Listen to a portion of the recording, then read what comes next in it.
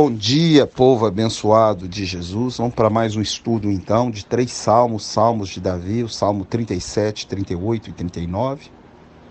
E no Salmo 37 ele fala que é transitória a prosperidade dos ímpios. E ele diz quem vai reinar na terra com Deus. É interessante que há uma promessa de um reino milenar, um reino, uma era messiânica, no qual Jesus vai reinar 1000 anos na terra. E Davi, ele acreditava nisso que está escrito nos profetas, Isaías capítulo 2, você vai ver Zacarias capítulo 8, do verso 20 em diante, você vai ver em Zacarias capítulo 14, do verso 16 em diante, você vai ver em Isaías 11, do 1 ao 8, a era milenar, ou o reino messiânico na terra. Davi acreditava nisso e ele diz que os mansos herdarão a terra. Isso no verso 11. É interessante que Jesus também falou isso. Em Mateus capítulo 5, verso 5, no Sermão do Monte, ele diz que os mansos herdarão a terra. Agora é interessante, são duas visões de dois reinos. Porque para o povo judeu, a promessa de reinar na terra, ela está em toda a Bíblia. E ela vai se concretizar com a volta de Jesus. Quando Jesus arrebatar a igreja da terra, ele vai implantar um reino na terra. Um reino, uma era milenar. Você pode ler isso em Zacarias 14:4, quando ele volta, ele coloca os pés no Monte das Oliveiras. Você pode ver também isso em Apocalipse capítulo 20, verso 1 e 2. Ele vai prender os principados, potestades, durante 1000 anos. Então o que Davi está falando nesse salmo é para você colocar a sua confiança em Deus, para você agradar a Deus, entregar o seu caminho para Ele, porque Ele nunca viu um justo desamparado, nem a sua descendência a mendigar o pão. E Ele diz mais, que os mansos, que quem confiar, quem colocar, vai herdar a terra. Essa é uma promessa para o povo de Israel. O reino milenar na terra de Jesus com seu povo durante 1000 anos. E para a igreja? É interessante que a Bíblia sempre fala em duas testemunhas. E essas duas testemunhas, nós já estudamos, são dois povos. Quando você lê Efésios, capítulo 2, verso 11 em diante, diz que desses dois povos, Deus vai fazer um só. Quando é que isso vai acontecer? Quando é que não vai haver nem judeu nem gentio, mas vai haver um só, Filho de Deus, a imagem de Deus? Quando a gente lê Apocalipse 21, quando lê ali o diabo em Apocalipse 20, ele é destruído no lago de fogo, ele vai para dentro do lago de fogo. Em Apocalipse 21, ali agora é um só povo. Deus é Pai de todos, já não há mais judeu nem igreja, mas um só povo feito à imagem e semelhança de Cristo, e vai morar com ele a eternidade no paraíso. O que Davi está falando nesse salmo é que a nossa esperança, a nossa fé tem que estar voltada para isso. Não podemos viver por esse mundo, pelo que vimos, que a gente vê muitos ímpios, muitas vezes, com a aparência de alegria. Por que eu digo aparência? Porque essa felicidade do mundo, ela é passageira, ela é transitória, e é o que ele escreve no Salmo 37. Ela passa, ou seja, o mundo vai passar, os políticos vão passar, os ditadores vão passar, mas em 1 João capítulo 2, verso 15 em diante, diz que aquele que faz a vontade de Deus, esse permanece eternamente. Então nós temos que focar na eternidade. E focar na eternidade é já usufruir da eternidade aqui agora. E usufruir da eternidade aqui agora é ter a paz que o dinheiro não vai comprar, que o mundo não pode te dar, que somente Jesus Cristo, o príncipe da paz, nos dá. E essa paz, ela veio à nossa vida quando entregamos a nossa vida para Jesus. Então Davi nesse salmo ele diz, não fica olhando o ímpio não, ele vai murchar como uma erva, mas nós não, nós vamos herdar os céus.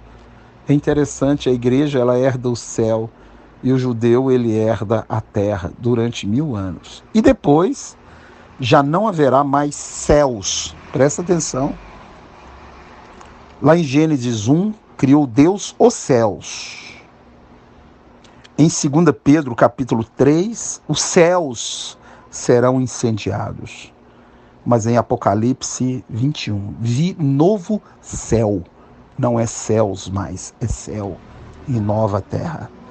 Ou seja, não há mais 3 céus, mas um só. E é nesse céu que você vai viver uma eternidade com Cristo no Éden ou no paraíso. A palavra paradóisos é Éden. Eu sei que às vezes é muita informação, né? Você que ainda não leu a Bíblia toda, ainda não me conhece ou ainda não viu os estudos anteriores, isso pode ser muita informação. Mas pegue os versículos que eu falei, medite, estude-os, porque há uma promessa de Deus para você. E Ele mandou você amontoar o seu tesouro lá no céu, onde a traça não vai roubar. A promessa para a igreja é reinar no céu 1000 anos. Leia Apocalipse capítulo 20, verso 4 em diante. E a promessa para os judeus é reinar na terra. Leia também Apocalipse 5, 8 em diante. Você vai ver que a igreja reinará sobre a terra, mas os judeus reinarão na terra. 1000 anos, e depois do 1000 anos está concretizado todo o projeto de Deus com o homem. O homem é filho de Deus, o homem vai viver uma eternidade com Deus, a morte já não entra mais e reinaremos com ele pelos séculos dos séculos. Outra coisa que você nunca percebeu é que a Bíblia termina como começa. A Bíblia começa com o homem morando no Éden com Deus. E a Bíblia termina com o homem morando, Apocalipse 22, morando no paraíso. E a palavra paradóisos no grego é Éden no hebraico. A Bíblia começa com o homem com a árvore da vida e a árvore do conhecimento do bem e do mal. E a Bíblia termina, leia Apocalipse 22, com a árvore da vida. A árvore do conhecimento do bem e do mal não existe mais. Porque quem vai morar com ele a eternidade é quem o escolheu em vida. Já não tem escolha mais. Ali agora mora quem escolheu. A Bíblia começa com o homem eterno, caminhando, vendo o Pai, conversando com Deus. E a Bíblia termina com o homem eterno, vendo a face de Deus, conversando com Deus na eternidade. Então, a Bíblia, qual é a diferença? Que lá no Éden, no início, tinha um filho de Deus, Adão. E agora termina com milhares de milhões de filhos de Deus através de Jesus Cristo, o nosso Redentor.